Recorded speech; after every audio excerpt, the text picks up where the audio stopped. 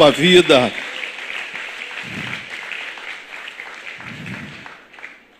Podeis assentar.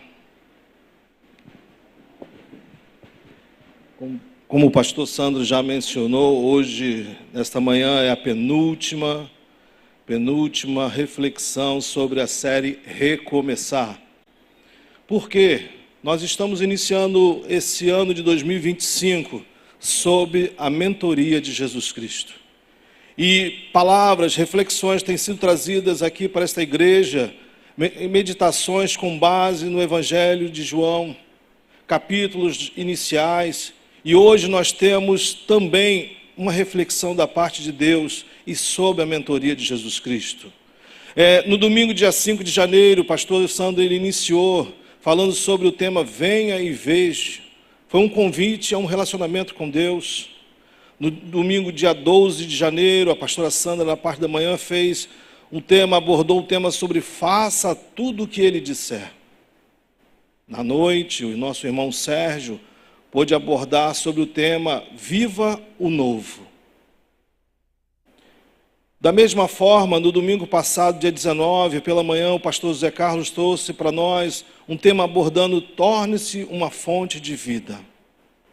À noite, nosso pastor Paulo trouxe um tema abordando Busque, peça e confie. E nesta manhã, Deus trará para nós uma reflexão falando sobre o tema Levante-se e ande. E eu já quero perguntar de antemão para você, as mensagens que já foram pregadas, têm sortido efeito na sua vida? Na minha vida tem sortido efeito. Tem me trazido a quantas e quantas reflexões. E aqui o pastor Sandro falou na hora do louvor sobre nós estarmos revisitando alguns louvores do passado que nos traziam alegria e não melancolia.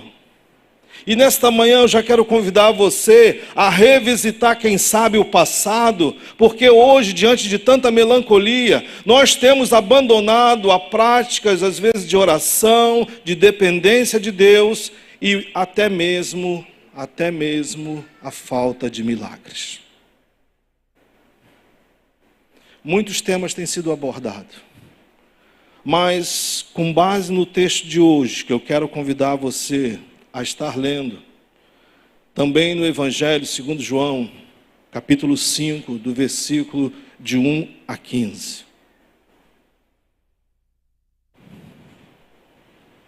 Evangelho segundo João, texto do capítulo 5, do versículo 1 a 15, que diz assim: Algum tempo depois, Jesus subiu a Jerusalém para a festa dos judeus.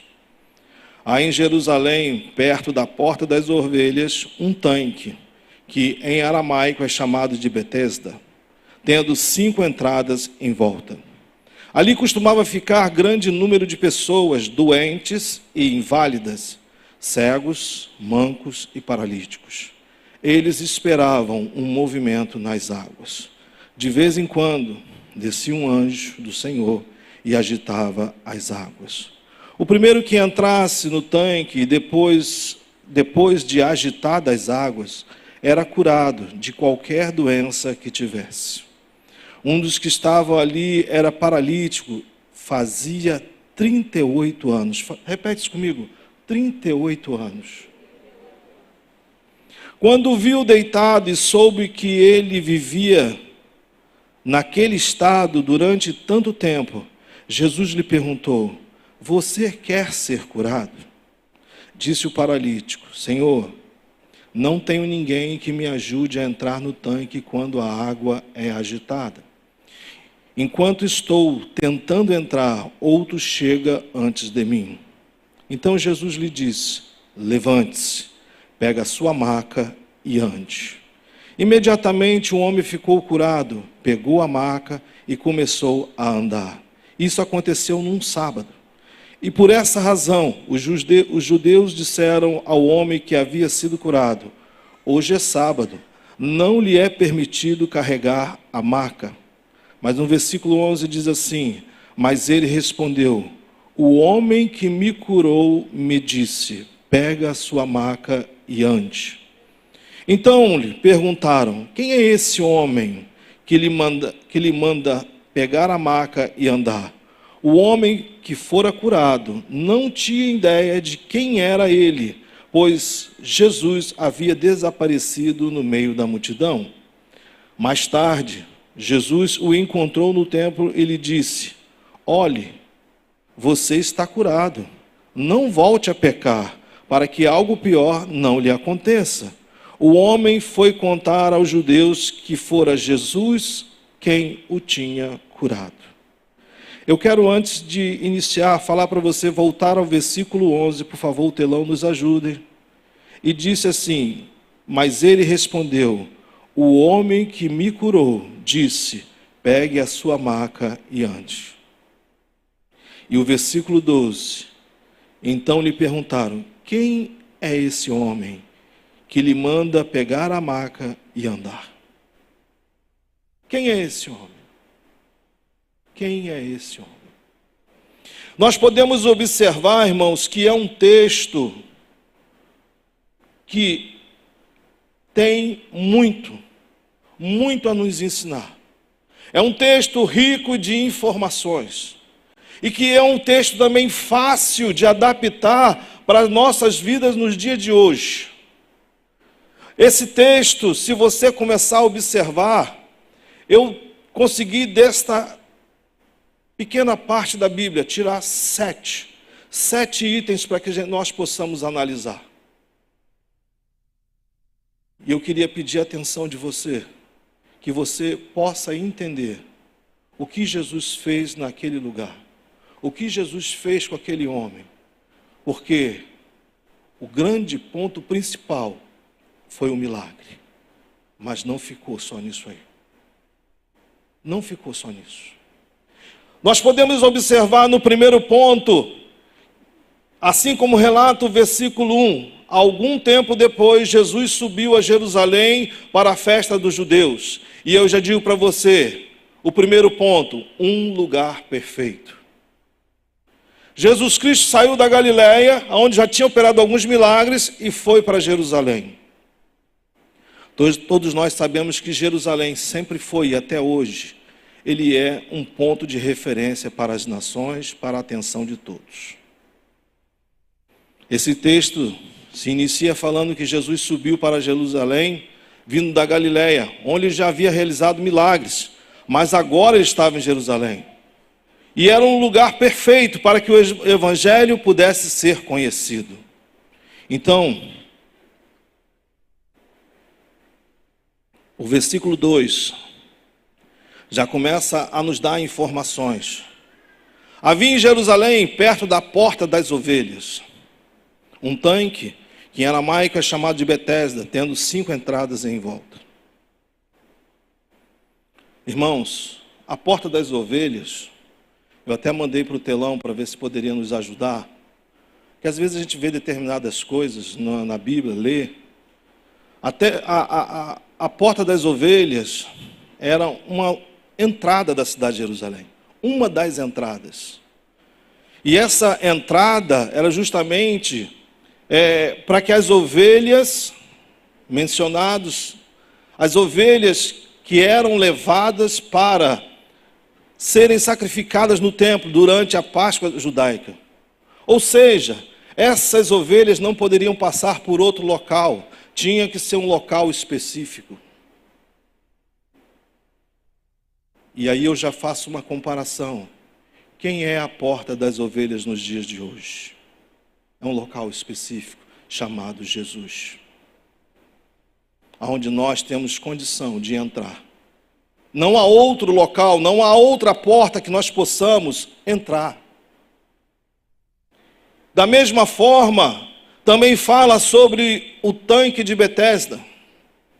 Tanque este que significa tanque de banho ou tanque de purificação e até mesmo lugar de misericórdia ou casa divina. Desses adjetivos, eu vou ficar com lugar de misericórdia. O tanque de Betesda, é um lugar de misericórdia. Então nós já temos um lugar específico em Jerusalém, um ponto aonde Jesus foi realizar um milagre chamado o Tanque de Betesda, porque era um lugar de misericórdia. O ponto 2 que nós podemos observar, eu dei o nome de o cenário. Por quê, pastor? Porque no versículo 3 dizia assim: ali costumava ficar grande número de pessoas doentes, inválidas, cegos, mancos, paralíticos, e eles esperavam o movimento das águas. Gente, volta aquela cena aqui do tanque de Betesda, por favor. Imagina um lugar onde só tem doença, onde só tem pessoas com problemas, aonde só tem pessoas que não tem outro jeito a não se lamentar. Que cenário! Que cenário!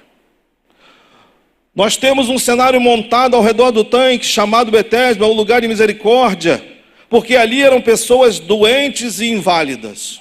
O que é uma pessoa inválida?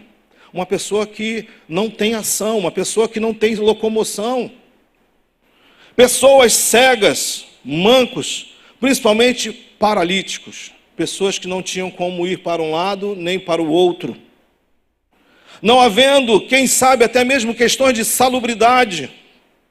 Porque se era um local de doença, nós ficamos preocupados, às vezes, com questões de doença, aonde são contagiados. Quem sabe até mesmo a doença de um passava para o outro. Porque se uma pessoa está inválida, já fica ali parado, e há doenças ao redor, é um local de contaminação. E se nós olharmos para o mundo de hoje, nós estamos vendo um local de contaminação o tempo todo, aonde há pessoas doentes o tempo todo.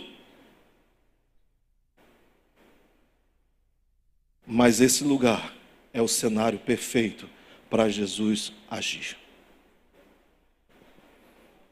E eu quero dizer para você, quem sabe você hoje, ou quem sabe você já fez parte desse cenário, ou até mesmo hoje você está fazendo parte do cenário.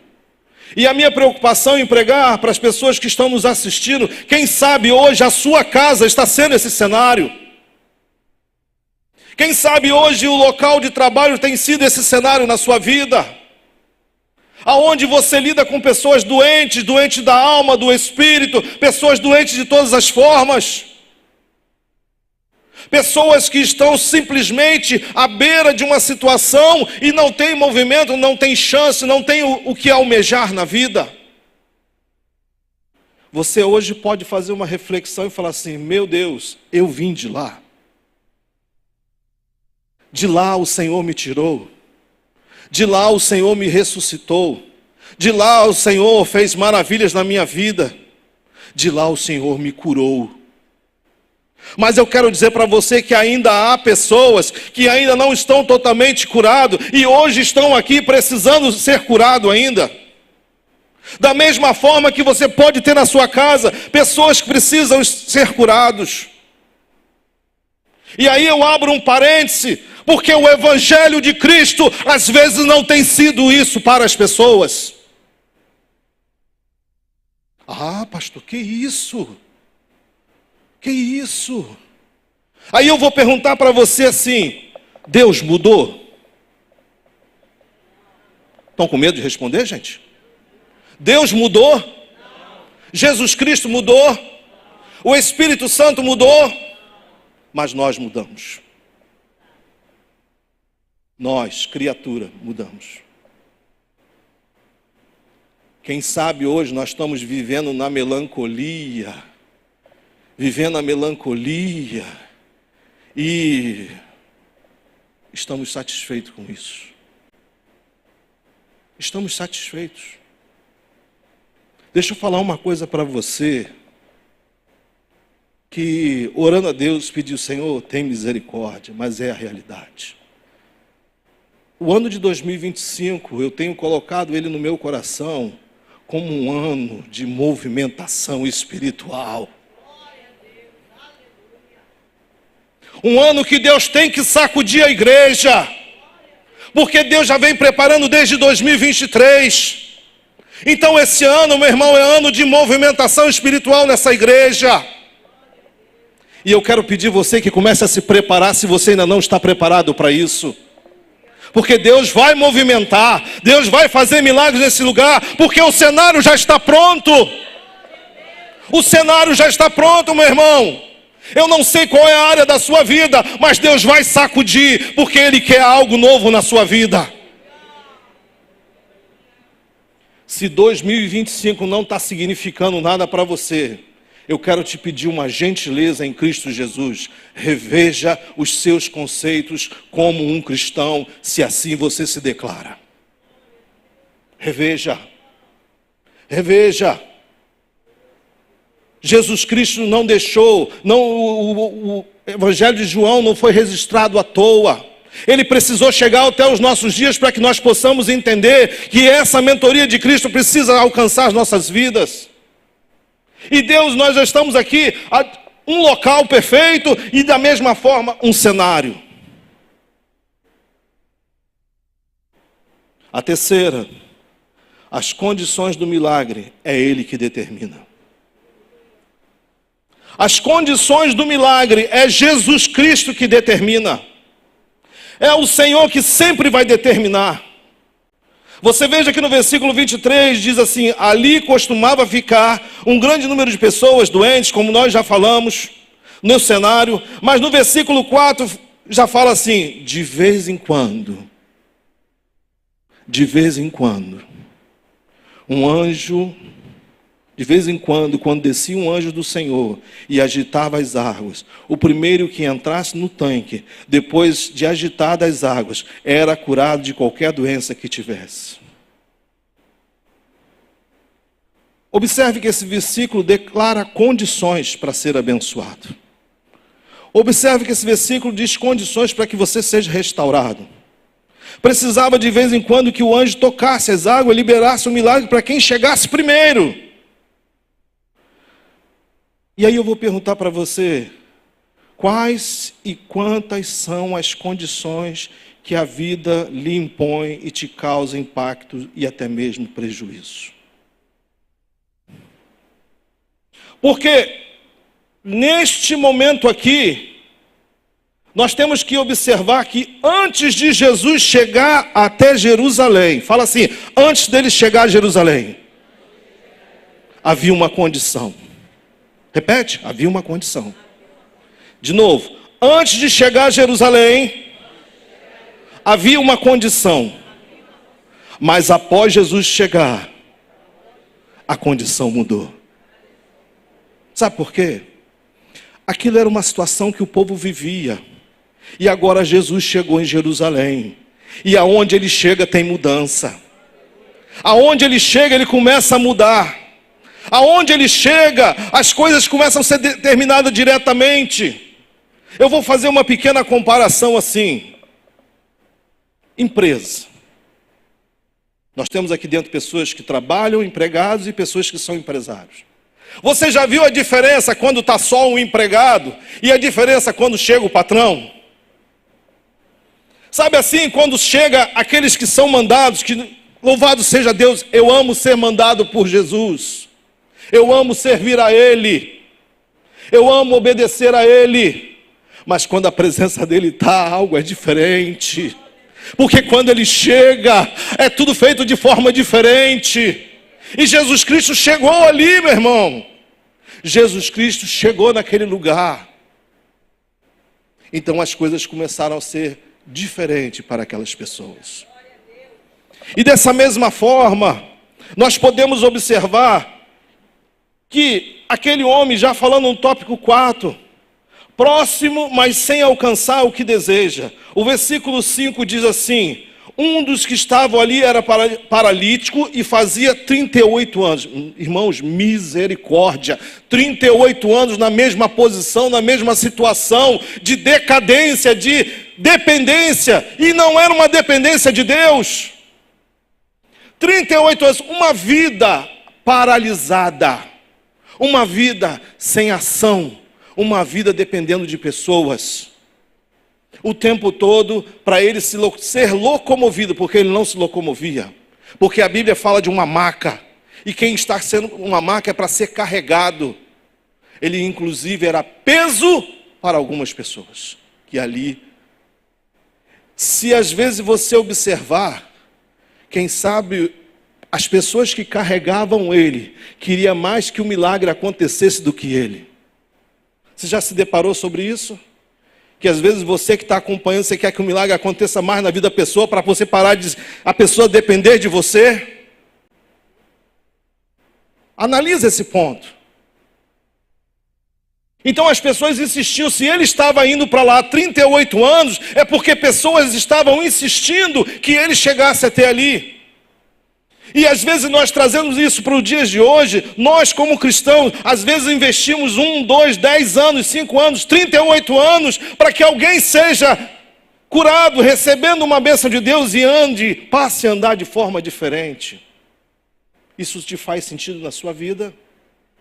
Quem sabe você luta até hoje para que o evangelho alcance, já está batendo na porta, mas às vezes o seu marido ainda não aceitou a Jesus.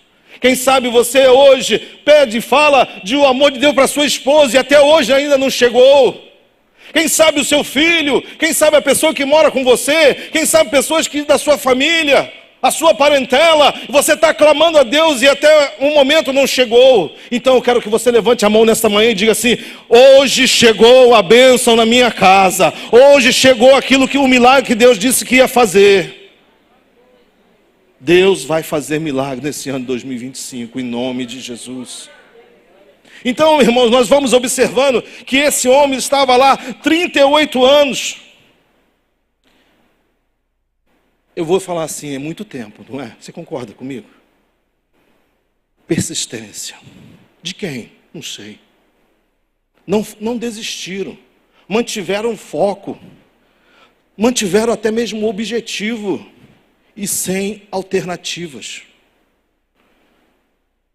Uma coisa que eu extraio desse versículo, porque se você analisar as gerações, e eu louvo a Deus por me dar essa oportunidade, e às vezes trabalhando com crianças, jovens, adolescentes, pessoas de outras idades, você vê as mudanças das gerações. E vou falar para você, infelizmente, as novas gerações estão perdendo persistência, foco, objetivo. Sabe por quê? Não estão preparados para coisas que levam tempo. É tudo agora. Tudo tem que acontecer agora. Você já observou isso? Você tem filho adolescente em casa? Você tem criança, você lida com eles?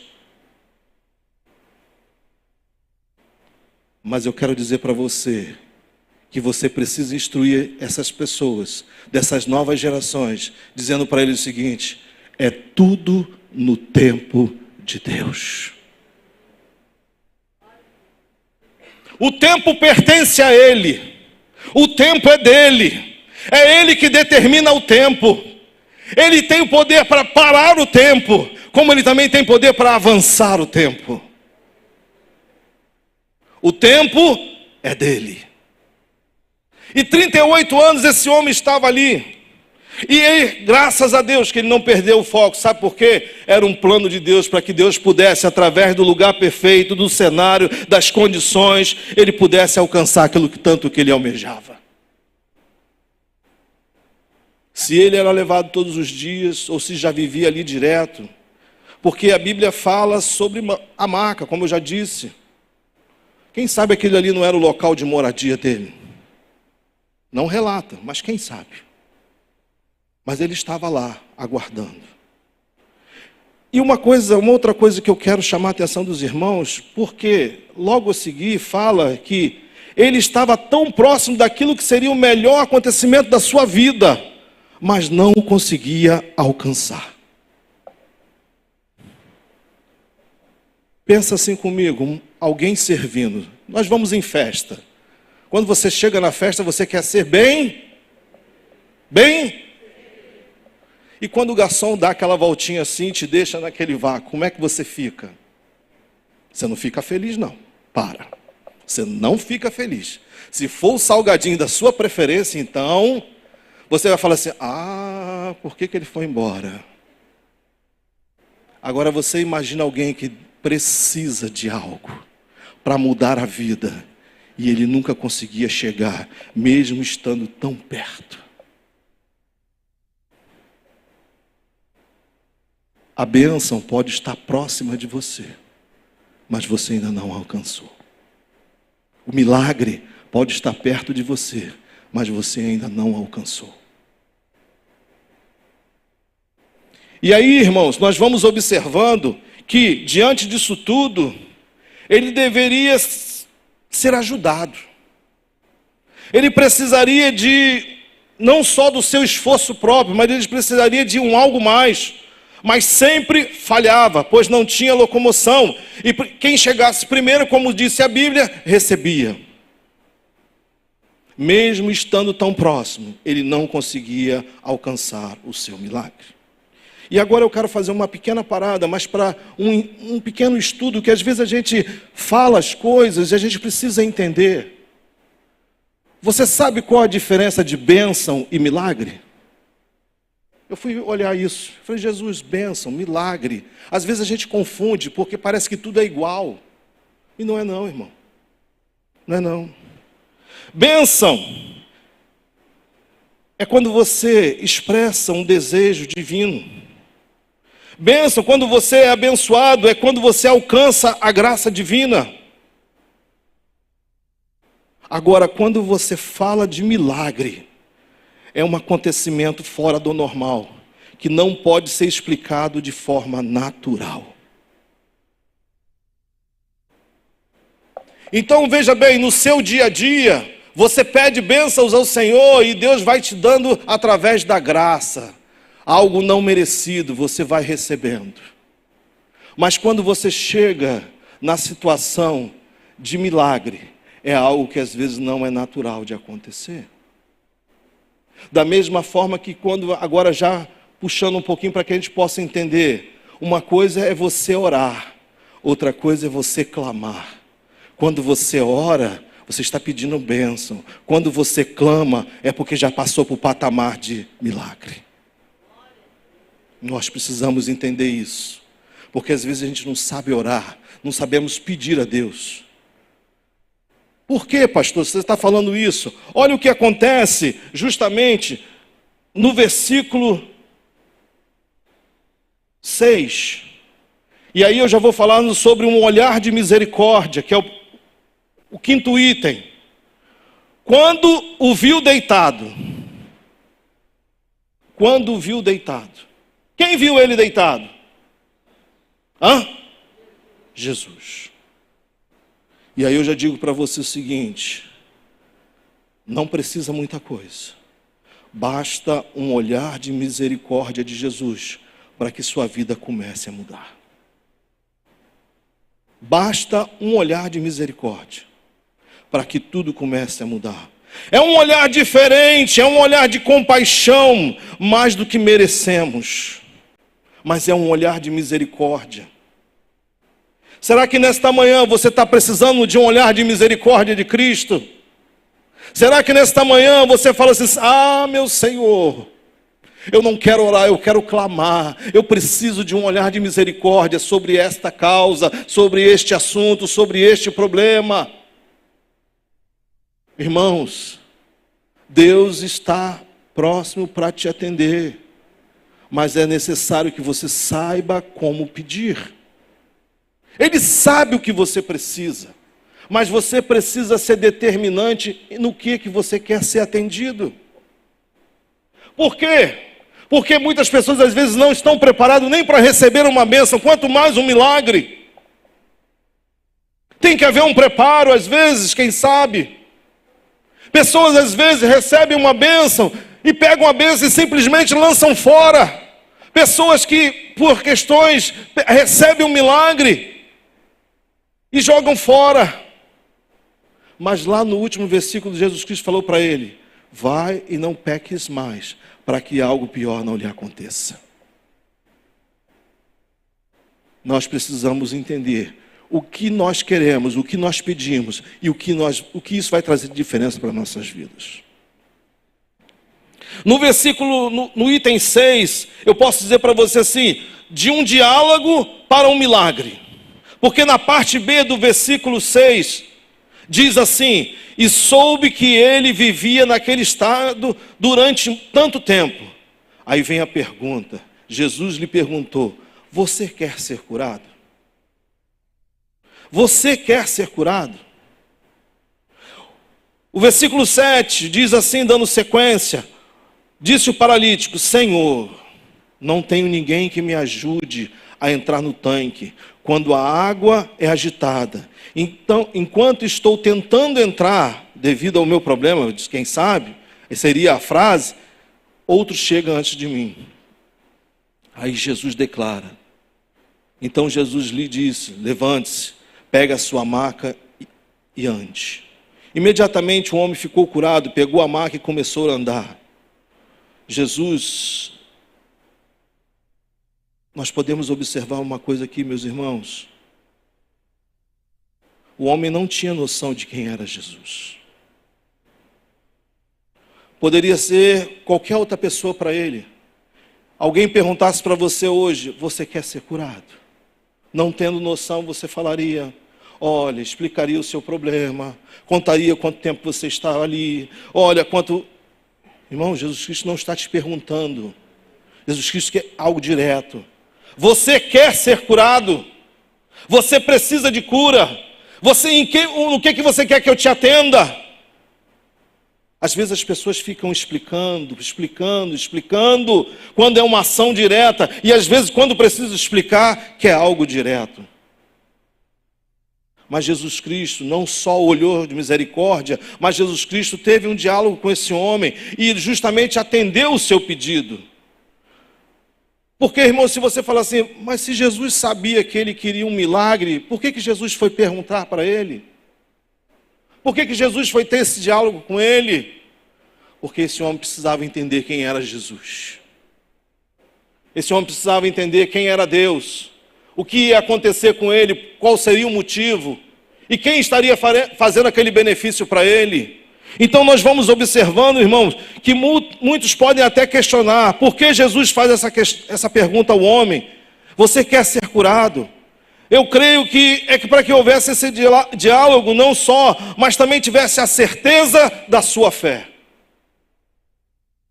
Jesus precisa ter certeza da sua fé, meu irmão. Ele precisa entender não só o que você precisa, mas ele tem que ver a sua fé em ação para receber isso daí. Por isso, irmãos, será que hoje Jesus não teria que perguntar a certeza do que você realmente quer na sua vida?